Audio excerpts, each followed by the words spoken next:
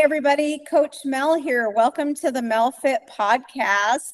As you heard on the intro, I wear a lot of hats, which makes me able to help a lot of people, and I don't have to farm anybody out. I am the whole enchilada. So we are filming. Is this our first podcast in the house, Josh? Oh, second. We're filming our second podcast in my new home, and today we have a very special guest.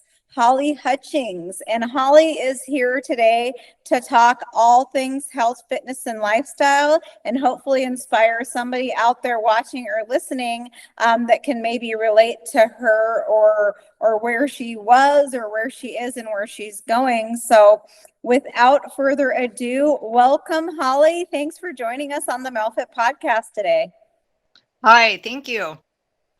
So we're going to start out with, first of all, how did you hear about Melfit?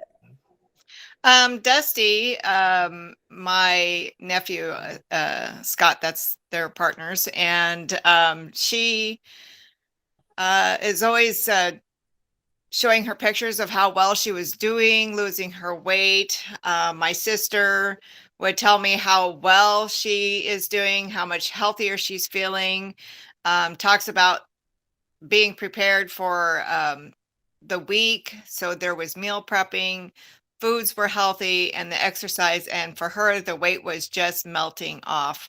So I thought, well, it'd be interesting. And my sister said that she had seen some of the food that she was eating and it looked really good, really healthy. And so thought, well, as a bariatric patient, I was interested in learning the different styles of eating. So I talked to Dusty and she said, well, contact Mel. So I got on the app first and I watched your app on Facebook, and that was real inspiring. Watching the people with the success was very inspiring.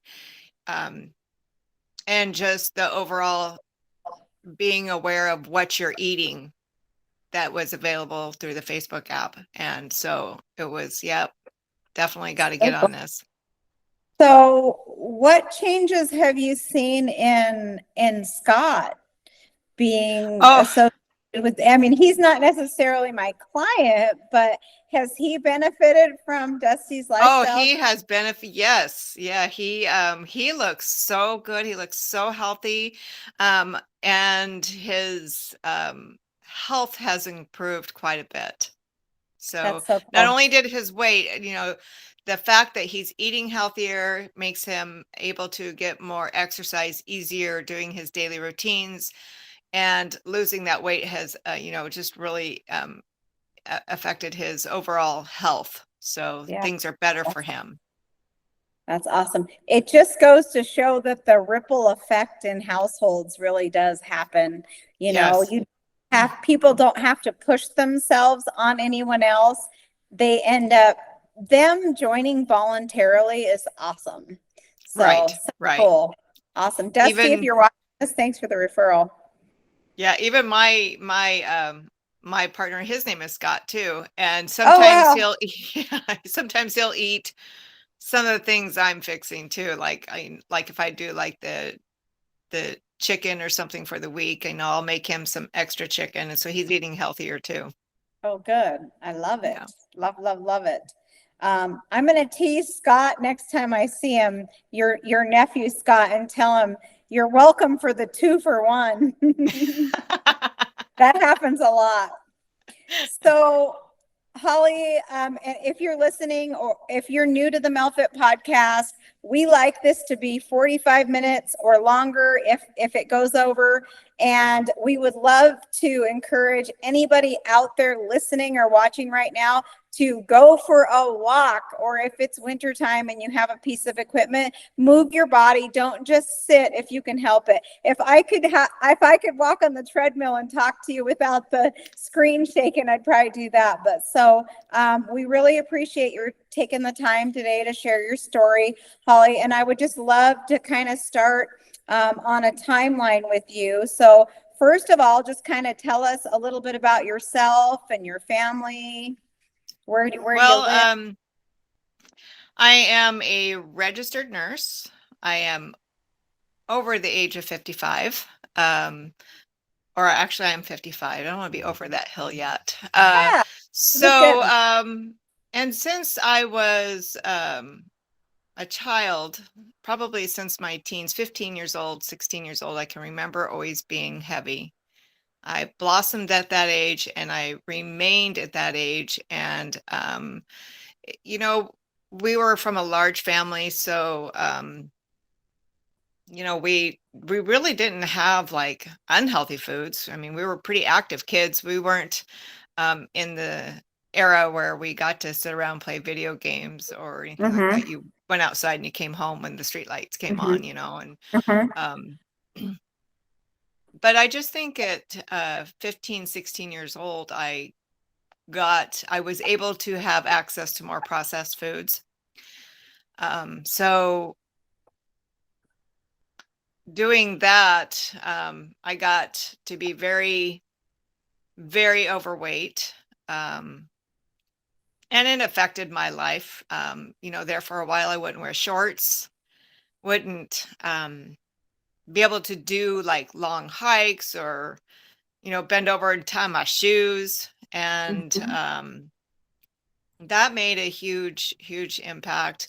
I had very uncontrolled diabetes for a very long time, which has still affected me today. Um, but I went in and seen my gastric surgeon, Dr. Trissini, over in Coos Bay, and I had a lap band, which was horrible. And then we removed that, and I had a gastric bypass. So I went from the highest weight, from 260 pounds, and multiple years of the fad dietings, was not healthy either. They were just as bad as the other things. Had the gastric bypass, and today I weigh 134. It's amazing. So, and I'm 5'1", so I was very obese, morbidly obese. Um, and now today I'm able to hunt. I carry my rifle. I help pack out our deers or elk or whatever. I go fishing. I keep up with my grandsons. We have, 6 grandkids, 5 grandsons, and 1 granddaughter. Um, I keep up with them. Um, I I do most anything I want now.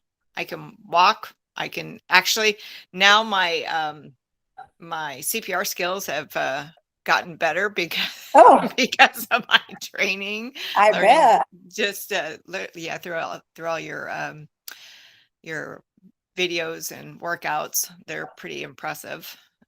Tell you, if you don't get into a workout getting your clothes off after a workout, then you haven't done your workout right.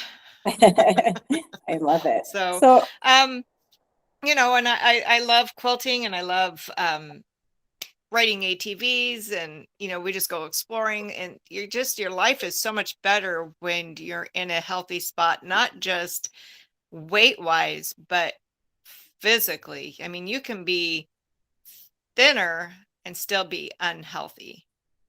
And being able to exercise, you just feel completely better throughout the whole day exercising, and knowing that you're eating healthy. And when you don't eat healthy and you start learning to listen to your body, then you go, wow, I need to eliminate that. And so, going back to Dusty and watching how she was eating and how well she did so well with this program, with this lifestyle change, that I thought, I need to do this because I was better. A lot of people always come and ask me about health and foods, and I would always be like, as a gastric bypass patient, you always, or a bariatric patient, you always are, they tell you to eat protein, vegetables. So like I was on probably 25 to 30 carbs a day, um, probably 30 grams of fat, and about 60 grams of protein. And that was my thinking for years because I had my gastric bypass in 2017. And that has been my thought. That's the only thing I ever knew. You have these bariatric surgeries, but you don't really get the good follow-up. As far as you follow up with your doctor for a year, and you're advised to take medications. They do blood work, they check on that, but there's nobody that really follows up on your eating style. You know, what fits for you, what's healthy for you. And so when I came to this program with Melfit, I was like, oh my gosh, it's going to kill me. Like, I can have sweet potatoes. Do you know how many carbs are in sweet potatoes? I haven't had those for 5 years. So it was pretty life-changing again. And Mhm. so, and I went from drinking probably 8 cups of coffee to, Mhm. and maybe sips of water with my vitamins, to Mhm. now I'm down to maybe 2 cups of coffee, Good. and I'm drinking probably 90 ounces of water, you know, Stop. a day now. So there's still a lot to learn. It's definitely a life-changing, makes you very aware of what's going on. Mhm. If you don't mind, Holly, I want to jump in a little bit here and such good information. I want to kind of give the viewers and listeners a little bit more information about you. And I work with a lot of kids as well. So I want to touch on the childhood obesity. Can I ask you, were your siblings also experiencing this as well? Or was it just you? And how many kids were there? There was 8 of us. Um, Okay. no, I don't think no, I wouldn't say any of my brothers or sisters were ever obese until later on in life. Um, yeah, not as childhood. I think I was the only one that was the teenager that was heavy. Were your parents overweight? Later on in life, yeah. Okay. Yeah. What help did you get back then? Did you kind of internalize it or did you ask for help or how did you as a 15-year-old kid, and kids are mean, how did you deal with that? Um, well, first of all, I have a very strong personality, and I don't think anybody ever teased me. Good. Um, so, um, and I was a fun personality. I didn't ever get you know, oh, you're fat, get away from me. It was never like that. And the eating became, I don't believe it wasn't anything mentally, like, was I having some depression or anything like that? I liked Doritos. I liked the fast food, the processed food. It was fun with our friends. We'd sit around and eat pizza. It was just me being making bad food choices. Mhm. So So, I never really even looked for help. I remember though, I quit playing sports because I was getting obese. mhm. So you were living in a shell of an unhealthy body for 35 years. Yeah. So you have just recently come into who you've probably always remember being. Is that a fair Right. statement? Oh yeah. I can remember one time walking in the mall in Spokane and thinking, hey, I've got that same outfit. And I'm like, hey, that's me.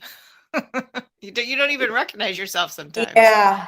You know, it's funny. I didn't have as much weight to lose as you, Holly, but I can relate to that because when my stepdaughters were younger, I would fold my jeans and put them in their room. And they would bring them back and say, these are yours. I was smaller than them and they were 13 and 14. Wow. And Yeah, and so it's I true. can, You look at your clothes, you go to fold your clothes and you think, wow, do I really fit into that? And you're like, well, I just yeah, wore them. But yeah, yeah, it, losing it, weight is there's definitely a mental component to that because you see yourself as you always see yourself as heavy, as yeah. obese. And Hmm. after I've lost this weight, now I have a lot of skin. Um, Hmm. so that's something I'm working on. Um, and just accepting myself for who I am. So, just learning to eat and being healthy and there's more to, like you said, there's more to the goal, there's more to it than just the scale. Way more to it than just the scale. So learning to Absolutely. eat, learning Hmm. to be have bowel movements, have Absolutely. drinking water. I mean, there's just Absolutely. more to it than just the scale. Yeah. So did, so you said that you've tried a lot of things. Oh yeah. What brought you to lap band, and then what brought you to gastric bypass? Well, the lap band is because everything failed. Not everything failed. I failed everything. Um, I never really, you go to doctors and you're like, well, I weigh 260 pounds. So, well, here, try this pill. Um, only eat this many carbs or only eat this much sugar and not really any good nutrition. Um, not, didn't understand what food was. You know, how does a sweet potato affect you? How does sourdough affect you versus a white processed bun? Spaghetti versus, your butternut squash or something. You just don't get the education. Um, so as I learned through these process of how food affects me, um, it was really good to finally get to this stage. But there's a process along your whole, the whole way of life. It's like as you learn things, it's like, oh, this food does this to you, and you don't even understand the realm. There's so much out there to food that it's still like overwhelming. And it sounds strange. Yeah, you're a nurse. I am a nurse, but I don't concentrate. My focus, my field of study is not nutrition, but I am very aware of my nutrition now. So Mhm. it's So so you did the lap band and you said it failed. Did, did the lap band doctor recommend gastric, or how did you phase from lap band to gastric? so I went as the lap band failed, it failed me as well because the lap band, what would happen is you couldn't eat. I didn't eat chicken for years because you just could not process chicken. It'd make you throw up. And then it's like you couldn't even eat to begin with without throwing up. So it was really the only way you could get your lap band dilated would be to drink hot water and then you would eat something processed sugar to like a piece of candy or something. So you're not doing yourself any good. So we had that removed, and I had super bad reflux with scope for Barrett's disease just because of all the reflux I had. Heartburn, it was horrible. So Dr. Tersini said, well, let's take that out. And I wanted the sleeve versus a gastric bypass. And he said, well, evidence-based practice shows that your amount of weight you need to lose, because I went back up to 200 pounds, 205 pounds. And he said, you need to have a gastric bypass. It helps with people with diabetes. My A1C was like 7 at that time. And so I went with his recommendation and did the gastric bypass, and it was successful for me. It was a tool, and it still is successful for me. I still use that tool. I still I do eat my protein first. I do eat my vegetables. I am not able to eat the amounts of food that you give. So I alter it a little bit, and trying to eat 1,500 calories healthy is hard versus 1,500 calories of unhealthy foods. Yeah. And it's a huge impact. And you and I have had many conversations. I can't eat this. It's too much, or what am I going to do? So, and, you, in the beginning, it was feeling like all I was doing was eating again. And now it's like, I can visualize the portions as I make them out for the week. And I know what I'm able to eat. So if I'm able to have the salad, or sometimes I leave out the rice cauliflower, I make sure I'm getting something green in my meal, and my protein first. So when you were going through the problems with your lap band, did you start to miss food and actually eating? Were you getting tired of not being able to eat? oh yeah. Because what would happen is you would eat, I mean, just the slightest, even if it was healthy, if it was a piece of fish, or pork, I had to eat wet foods. So if you didn't eat it just right, you spent the next 2 hours vomiting. So not only did you just sit there and just eat, it's not like a vomiting like you're sick. It's just getting this regurgitation up. And it was horrible because you missed out on a lot, and it was painful. Yeah, I bet. So the one thing I love about you, Holly, is I want to educate people, and I want you to help educate people. And I think it's so great that you're transparent, because unfortunately it's 2023 and there's still taboo subjects like breast augmentation and gastric bypass, and it should be a topic that's talked about. And from a professional standpoint, and you can chime in on this, I feel like what people really need to know is gastric bypass is not a cure.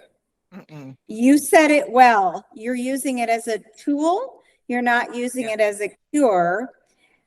People can gain weight back after gastric. How do I know? I've worked with many lap band and gastric clients who have gained almost all of it back. Thirdly, you hit the nail on the head. I do not think that there is enough information, and the gastric bypass doctors that I have been affiliated with and I've been introduced to through clients are savvy enough post-surgery to educate people that their life can be more than weighing and measuring and counting carbs. And that's the one joy that I got out of coaching you. Is I know that I tell people MELFIT isn't a straight line. MELFIT is a lie detector test, right? I mean, if you look down on yourself week 1, and you look down on yourself week 4 and week 12, the Holly in the beginning versus the Holly now is a totally different person. You were nervous that Melfit wasn't suitable for you. Right. And I understand that. And the one thing that I'm trying to tell people, and it doesn't necessarily even just hone in on bariatric patients, Holly. There is a lot of people with a lot of non-negotiables that have nothing to do with bariatrics. And I'm trying to show people that I meet people where they're at with empathy and an openness to work with wherever you're at. So do you feel like I delivered that message to you, that I was totally aware that you could only eat a certain amount of food and that we would Yes. figure out what that would be? Yes, you did. You told me, and I'm like, you're like, well, you need to make adjustments. If you can't make adjustments, call me. We will do it. I've done this. I have experience. And Mm-hmm. as a gastric bypass patient, you learn quickly that once you have the surgery, you're on your own. Yeah. You know, Yeah. there's no, you know, do they have nutritionists over there? Do they have a dietitian? Yes, they do. But you eat differently as a person with the gastric bypass. You eat differently. Um, and your body absorbs foods differently. So you have a risk for malabsorption. That's the reason why they want you to concentrate on that protein. That part is true. But people got to remember the bariatric surgeon is only a surgeon. He is your surgeon. He is delivering his job. Mm-hmm. Mm-hmm. It's the post year. I tell people your first year, that's your honeymoon year. You're going to lose 90% of your weight then. And then after that, it's work. Yeah. And I will say I've made the most I've weighed since I've had my gastric bypass is like 145. And I was a grazer. And I think after having a bypass that you learn to because you don't get to eat a lot of food, so you learn to graze. So dairy was huge for me. Pieces of cheese, pieces of meat, uh, some vegetables. So I went to my primary care doctor and he gave me Ozempic. So I did this once a week injection, and Ozempic definitely curbs your appetite. You're not wanting to eat as much. And what I would find is that if I ate something really high fatty, not sure, I really didn't go out and eat the pies and cakes and cookies. And did I have them sometimes? Yes. And what happens, especially Mexican food, that's my favorite. If I would eat Mexican food and I would eat more than just a few chips, my blood sugars would drop 2 hours later to like 40, 50. And then Wow. you're eating sugars to get that blood sugar up. And then, you follow up with like a meat and cheese, just to stabilize your blood sugars. And this happened probably once or twice a month. It was very frustrating. And then with Melfit, as I started the program, I was not hungry like I was before, or not having the wanting to graze. I had the meals, I knew what I was going to get. So for me, the being the what word am I looking for is like the structure of the eating plan. So I know I'm going to get, breakfast. I'm going to get a snack. I'm going to get my lunch, dinner, and a dessert. And then I'm going to fit in the water and a cup of coffee. So Yeah. there's a lot there. So I wasn't hungry or wanting to graze. So I stopped the Ozempic probably week 5, 6, somewhere in there. And because on my free day, I would have a low blood sugar because why? We would get Mexican food like once a week, Mexican food or pizza. And even if I was just like a chicken fajita, it didn't matter. If I had the beans or I had too many chips with the salsa, I would still have that low blood sugar. So I eliminated that. And I have not had any grazing issues. I'm still very completely healthy with my structure. But I will say that the no dairy is huge. Like I didn't realize how much it affects my body. And just even recently, last night, we had this potluck and I tried some cheese dips and it was so good. But oh my gosh, I was so miserable. I'm still miserable right now. It's just, Yeah. you can just feel it. It just, your body just inflames. You Yeah. just got to learn to listen to your body. And I'm definitely not a dairy person. My body does not like dairy.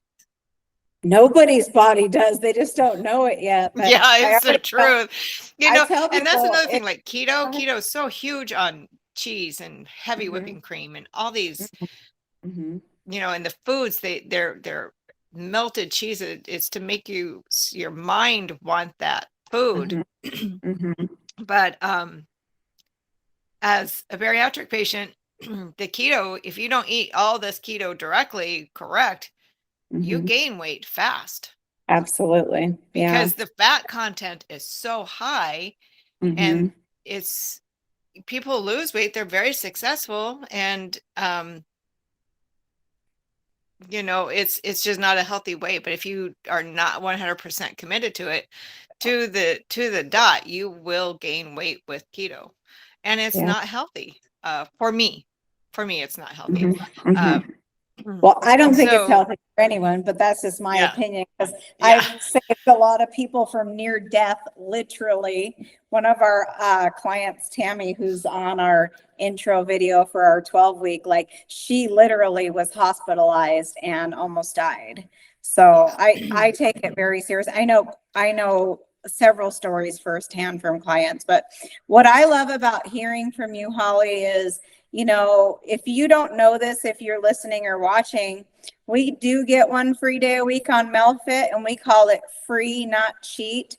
Cheat is a negative connotation and it exudes closet eating. It exudes shame. It exudes that it's wrong. So free gives you the freedom to not eat in the closet and if you do want to have something in public in front of someone and they have the guts to say something to you, even though we have strong personalities, we can safely say, I actually don't use the word cheat.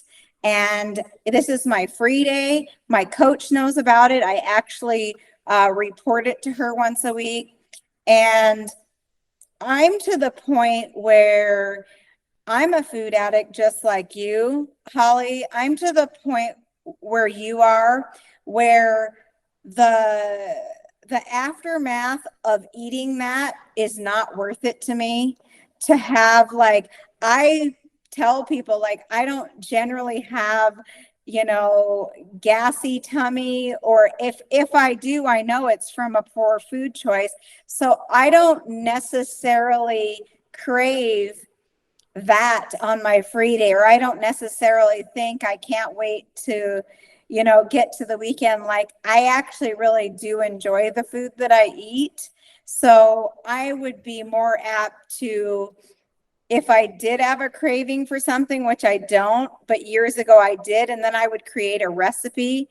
Oh, nachos. Okay, I'll make sweet potato nachos. But what I really love about what Holly touched on is I think that if you are in a situation like this and you've been told by a professional, a doctor or a registered dietitian or a nutritionist that, I told Holly personally, it's because they don't they maybe don't have time to put the work in. They may be knowledgeable enough to create a plan like I did, but in my opinion, it's a shortcut. Okay.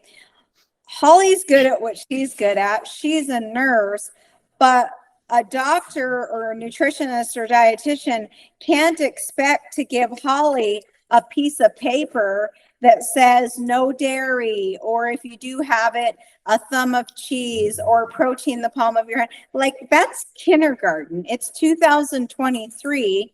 There should be more professionals like myself who are actually telling Holly exactly what she needs to hear. And what Holly needs is, she said that she went years with this protocol, and that's what you thought your life was going to be like, Holly, right?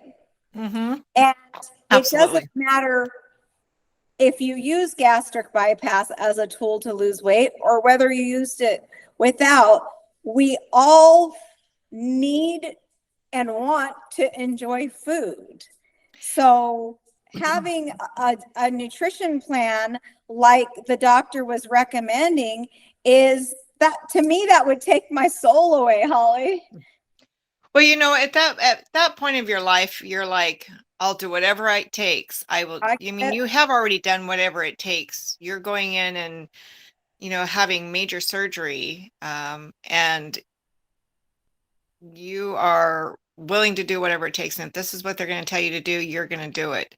And then, like I said, there's the aftermath and the follow-up. And often it's also, you have to be in a right head.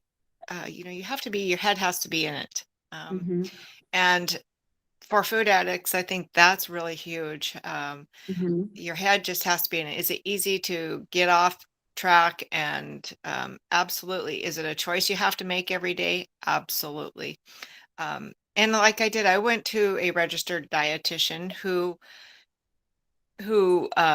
just more recently, and you know, and you and I had discussed it, because I just want to know, so is there a registered dietitian out there that actually knows what a gastric bypass patient needs? You know, and so I went there, and you know, I had my meeting, and that lady was like, she was so sweet, and she's like, why are you here? You know, because by the time at the end of the meeting, she's like, I have nothing for you. You have done so well. Your coach has you in the right spot.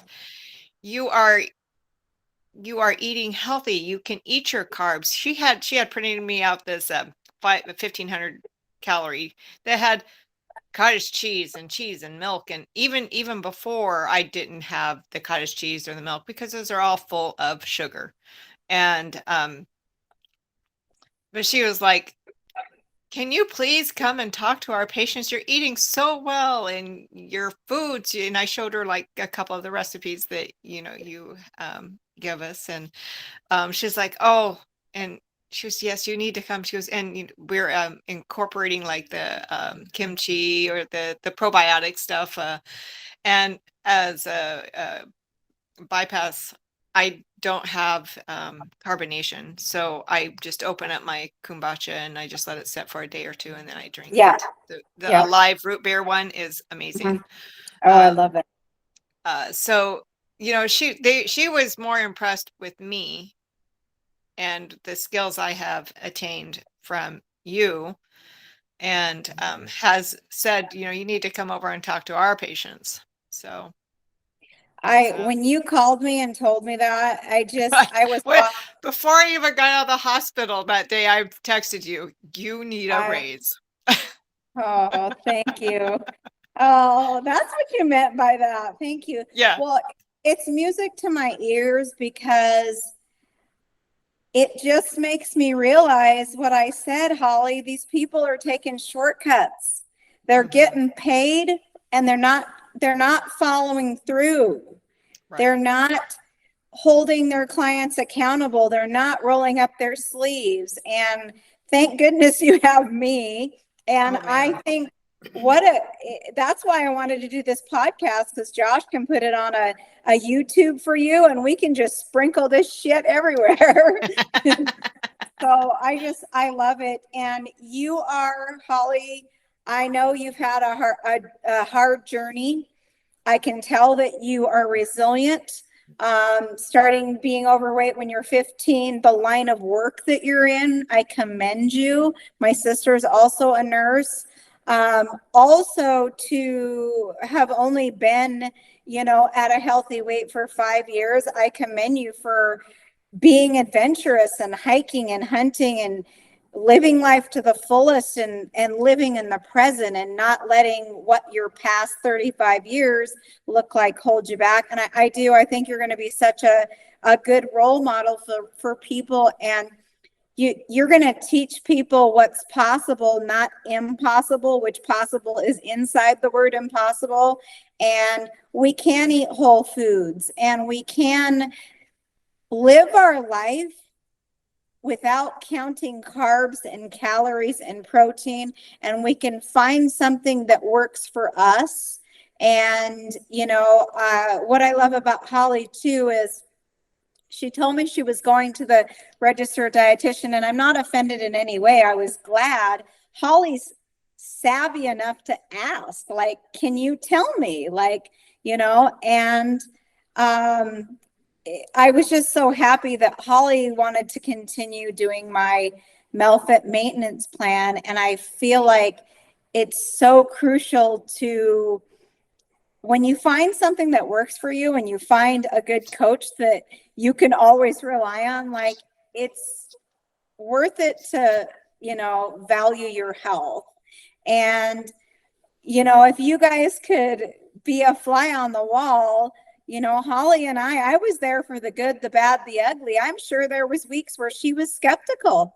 I'm sure there's weeks where she thought, I don't even know if this is going to work.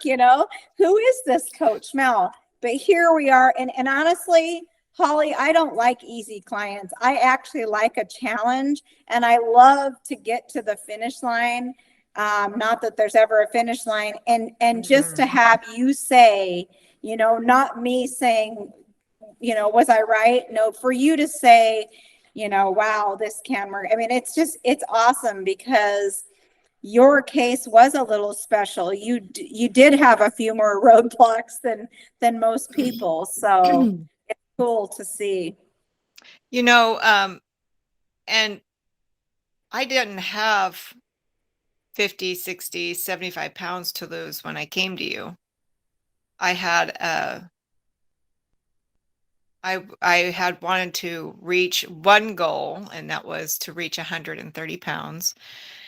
And I had done a lot of walking, with my job, but then do like 7,000 to 10,000 steps.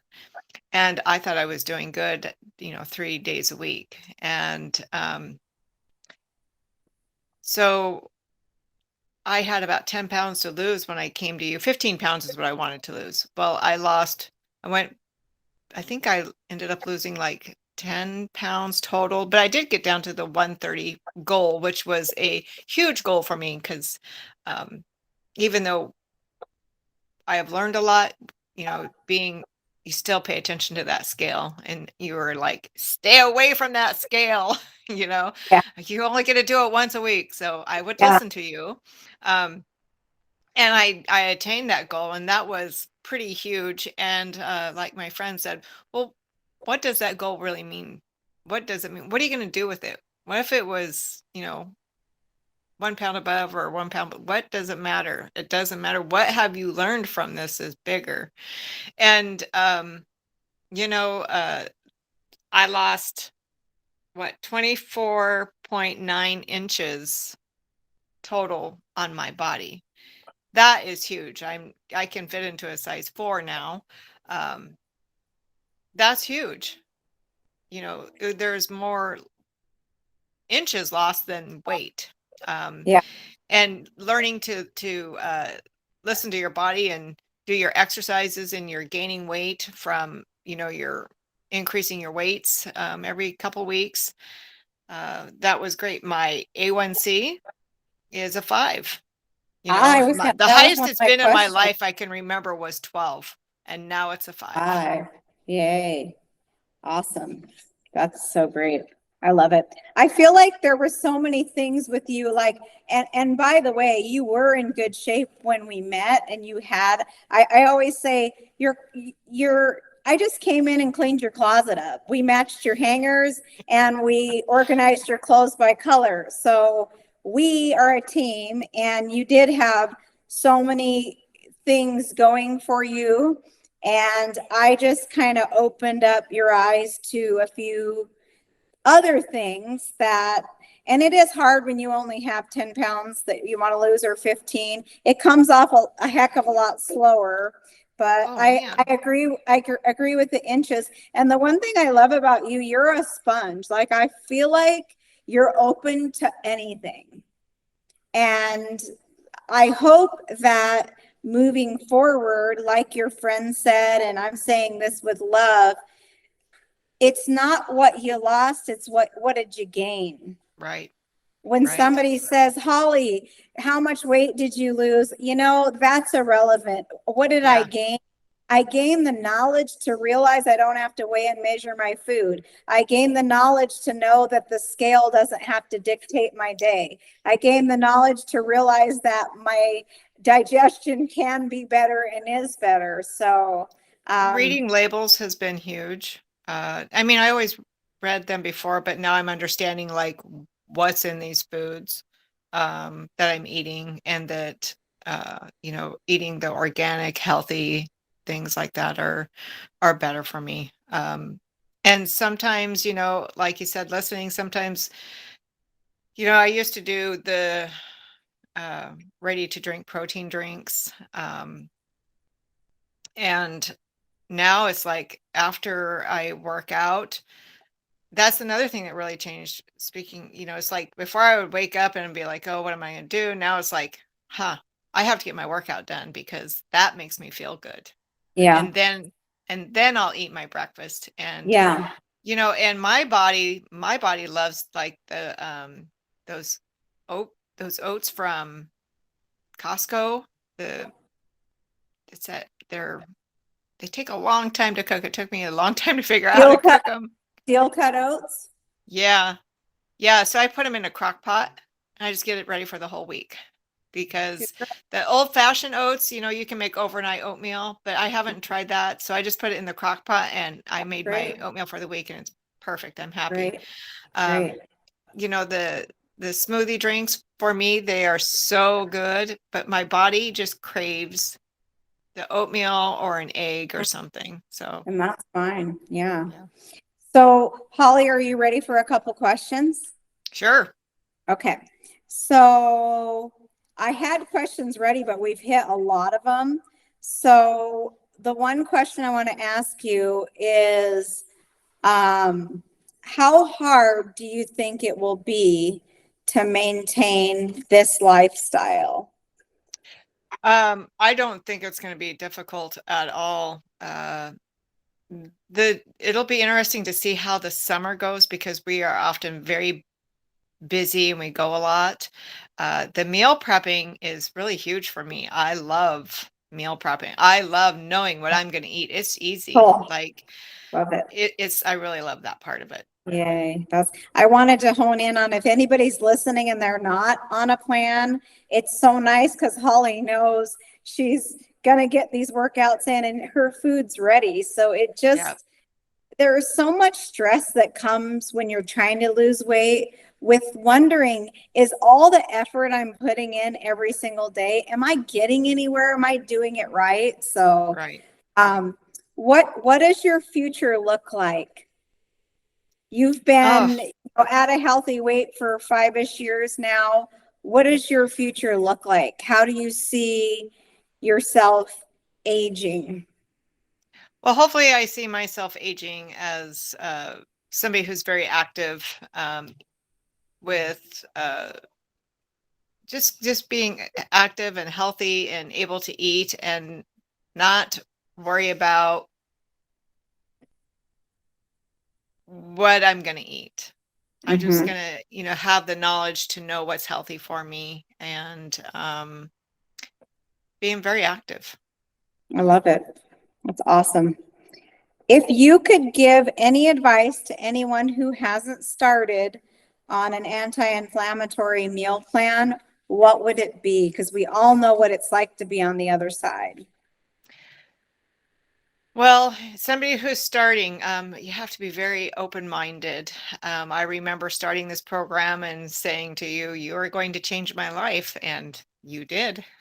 Mhm. I think that you have to be just very open and listening, and if there's something that you don't like, talk to you. You are really good about changing things up. Sometimes what you have for a meal is if that's what your hang up is, reaching out to you is great. And just being dedicated to yourself and exercising is really, really big. Working out and being good to yourself. Drinking the Yeah, water,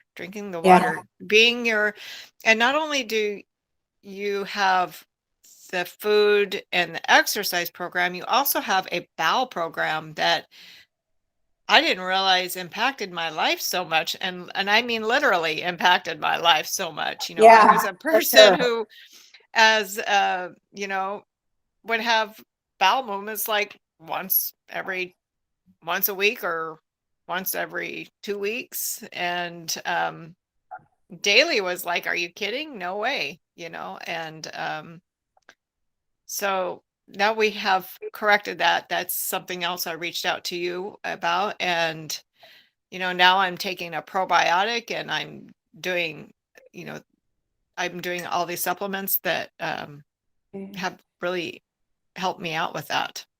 Yay. So Holly's referring to my Melfit gut flush plan, and Yes. people are pretty embarrassed to talk about poop, but everyone poops. And the sad thing about society is we get so busy and we just accept that this is our life and that this is the way it's going to be. So I developed that plan to teach people that we can heal you, we can fix you. And yeah, so it was like two things that we wanted to work on there. So I'm so glad that we could help you with that. We might have to hit you up for a review. We need more reviews on the gut flush, don't we, Josh? Oh, it's you it's pretty challenging, but and it took me a long time.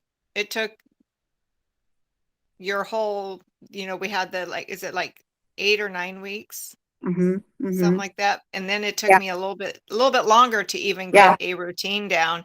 And Yeah. now if I mess up one thing on this routine, Yeah. Yeah. it takes Uh, me 2 or 3 days. oh. I gain a Oh. pound or two. I Yeah. feel bloated Yeah. and horrible.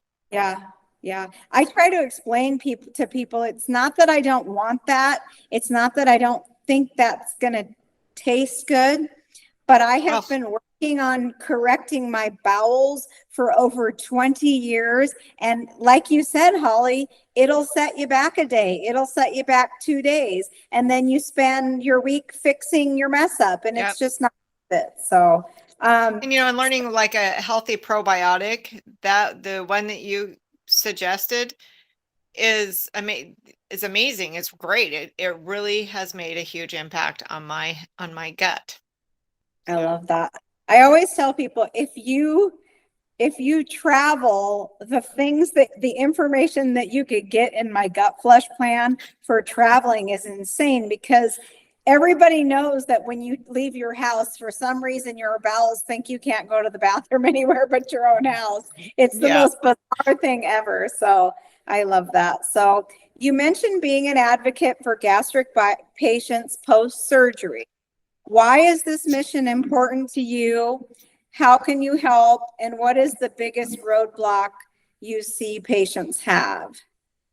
Um, I see people that have had the the bypass, they often don't meet their goals. Um, they will, some maintain, some people gain back. And many podcasts I've listened to about that is, it just goes right back to eating, um, because we don't have a good healthy plan. We're not taught a good healthy plan, and people go back to eating, the French fries, and it's okay to have French fries, but how many times a week do you have them French fries, or Mhm. how many other choices do you make that affect your food? And and you have to be able to burn the calories that you take in. And if you're not doing that, then you're going back to gaining that weight. Mhm. And it's really huge, and it's a horrible thing to go through all that you went through for a bariatric surgery to gain your weight back. Mhm. It's a horrible feeling. Mhm. Even, and I haven't gained as much as I lost, but just when you gain 5 pounds, you feel, not only do you just feel unhealthy, but you beat yourself up, Mhm. like, oh, I'm a failure. I don't do well. It's like, Mhm. but then when you get back on your food plan and you get concentrating and you know that this is just a tool, you Mhm. have to make those changes. And so for me, this change was huge. Mhm. And I'll be really transparent with you, Holly, and I'm very teachable as well. In the past, I've been I haven't been super open to gastric, but working with you and working with other clients, you guys have opened my eyes to the fact that yes, it can be a tool.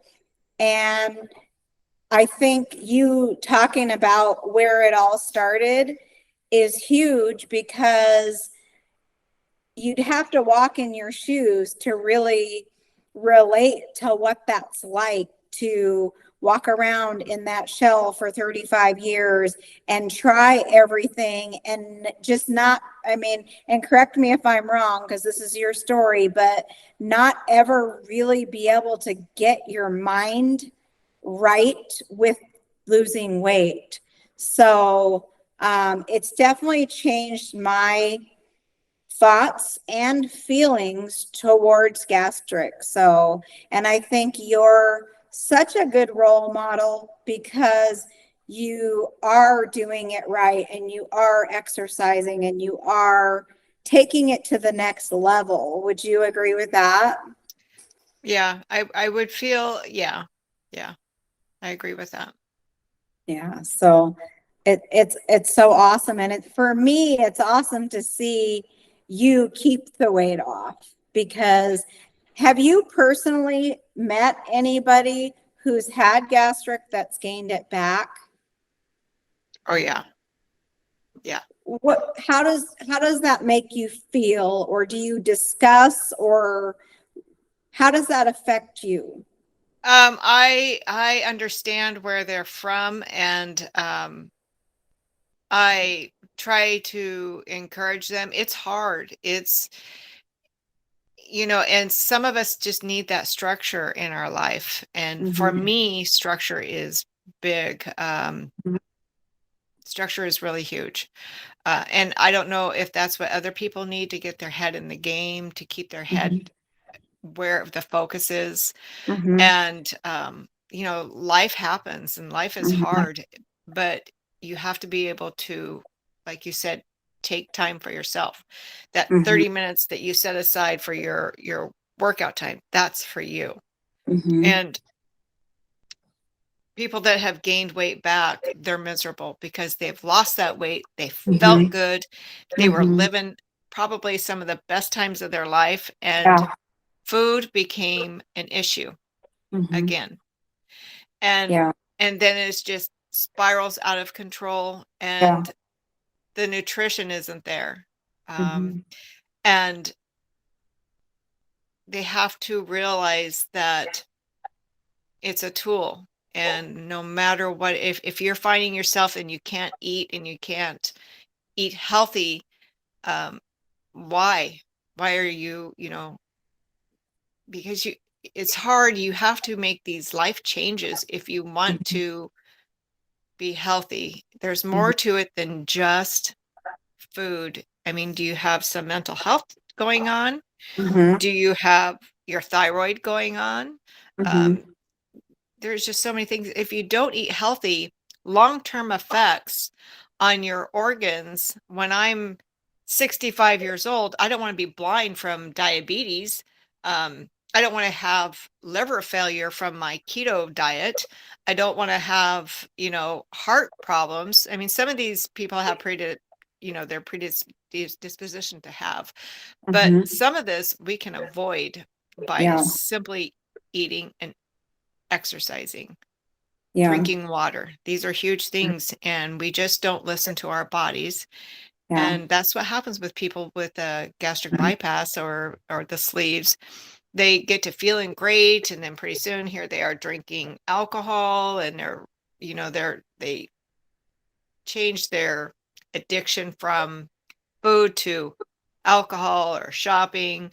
And so you just got to get those things back into reality. Yeah. And um, you have to reach out for help. Sometimes it's not just a nutritionist you need. Yeah, for sure. Absolutely. You nailed it though, is when you finally overcome, I don't think food addicts will ever be cured. We're always kind of in remission. It's the same as if I was a heroin addict and somebody threw down the drugs on the table, I'd be tempted, right? So I agree with you 100% about if you've if you're in remission from the food being an issue, it really sucks to go backwards. And It that's does. why I'm adamant about, I'm very boisterous about what I want to eat, what I want to see being served at functions, what I want to bring, because food is not an issue with me. And it took me a long, long time under Yeah, eating, it's over definitely not a 12-week fix. It is definitely not a exactly. 12-week Yeah. fix. So I It's hear that for it's sure. a It's like this is a not you said it's not a program. It's not a 12-week. I'm done at 12. There's not an ending date here. lifestyle. It's a lifestyle change, and the reason why I'm going to continue the maintenance program is because I still need that structure. I still need the questions. I still need to learn about so many more foods Mhm. that and how to make those Mhm. properly so that I Mhm. can enjoy them and Mhm. let my body accept them. Yeah. So, and Well, the exercising is I just can't say enough about the drinking the water, and and it's okay to say, well, I'm gonna go have a hamburger and fries. It's okay. It's okay. It's yeah. okay to have a bowl of chili. It's Yeah, all for right. sure. Yeah, absolutely. Yeah, well, I love it, and I'll be your coach as long as you'll have me. And I think that if people can look at it you know, I'm a coach for food addicts. I'm also a food addict, and just like someone in AA who has their coin and they go to their weekly meetings, and people think that's strange that they show up at the AA meetings every week? Food is the exact same way. Like you said, it's not just be connected with a support team for 12 weeks. What if you can, why not always keep that support? So Right. I love it. So And a lot of people, bariatric patients, they are looking for the education, mhm, and there's not really the education for food. yeah, Um, learning about, there's different. Well, you can have a cheese sauce. Well, you just make it differently, like the yeah. cashew, like we did that cashew one with Okay, the so mhm, brewer's yeast. That mhm, was huge. I mean, it yeah, tasted just like a cheese sauce, and yeah. I'd never made that before. So Um, you can get that satisfaction. You just got to replace learn how to make it. replace Yeah. Mhm. Well, what I think we'll do, Holly, is I want to encourage you to start a Facebook group.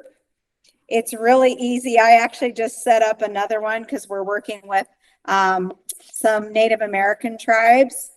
I would love to have you set up a Facebook group if you need help. It literally takes 5 minutes. And, think of a good title because you're such a good leader, you're such a good teacher, and people can relate to you because you're such a real person. And you can call it maybe, Holly's gastric support group or whatever. And I can come on as a guest once in a while. You can have Facebook Lives, but I think it'd be good for you and it'd be good for other people. What do you think about that? That's interesting. That sounds challenging. It's good Yeah. though. Yeah, I might consider that. I might Yeah. consider that. The one thing that I've learned being a coach is sometimes I see things that you don't, and I see that in you. And life has a way of dropping you clues. And, you being asked to speak to other patients is the clue. Me telling you need to start the Facebook group is the clue. And I really do think that people are so leery about having a conversation about the things that scare them. And it's kind of like my group. I think it would be just you creating a safe space. So I'll keep working on you about that. Yeah. Okay.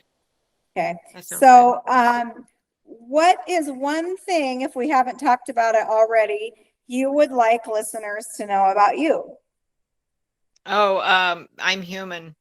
Do I love it. I have days I want to not get up and exercise? Sometimes. And is there a day that I want to have maybe sneak a little bite of something? I do. And then I think, oh my gosh, my watch just told me I worked out for 45 minutes and I burned 260 I know. calories, and that bite is gonna no. I know. No. I love it. So I right now love I'm really focused. And yeah. So I feel like I'm really focused right now in life. I love it. You look great. So anything you would like to leave listeners with, or is there anything that you wrote on your notes that you thought, oh my gosh, today I want to make sure to say this, or I just want to make sure to just talk about this? Is there anything that you want to touch on? I just think that listening to your body, because everybody's different, and really just being open to change and is really huge. Being able to learn how to calculate your meals, and this is the structure that you provide. I would encourage anybody that is a gastric bariatric patient or just normal person would benefit from your program. Your knowledge is really huge. It's not only do you encourage weekly, you're there at any time that we need to reach out. Thank you. You're able to give us some good insight on what we need, what we maybe need to stay away from, and give us some great exercises, and you're encouraging us to take our photos, just whatever we need. Be accountable for yourselves. You really do encourage being accountable, and I think that is really huge. Is people have to be accountable. If you fail at anything, it's because you are needing to learn what you failed at. This program didn't fail me. I would have failed the program by not being able to be responsive. Yeah. That's huge, Holly, because in years past, I remember when I first started, I would feel such guilt for people that didn't make it. And also, I would allow people to blame me, Holly. And what you said, you nailed it.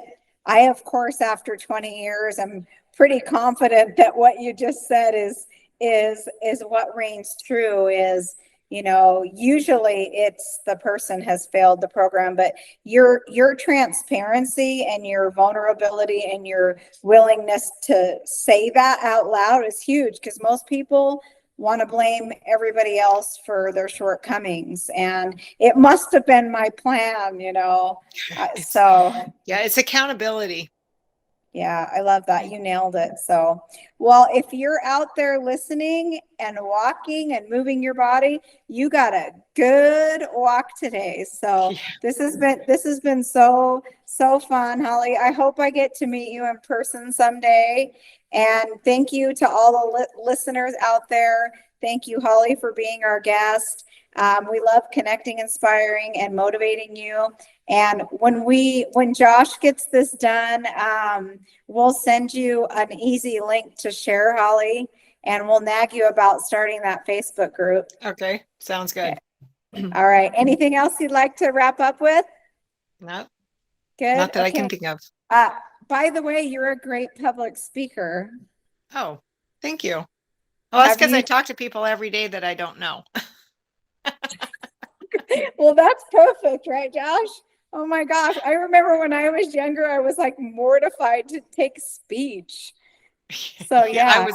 I think I was shy at some point in my life. I don't know when, but some point. Well, we can both tell right away you're comfortable on the camera, you're comfortable talking. So again, leaving clues for you that maybe, you know, that maybe that's your calling. So thanks again, Holly. I'm overjoyed with your results. It's been an honor to be your coach and just see you blossom, grow, and be open to change. And you are very, very teachable, which is really, really what all coaches want. So Thank you. thanks for joining us today, you guys. We'll see you guys on the next Melfit podcast. Bye, Holly. Bye.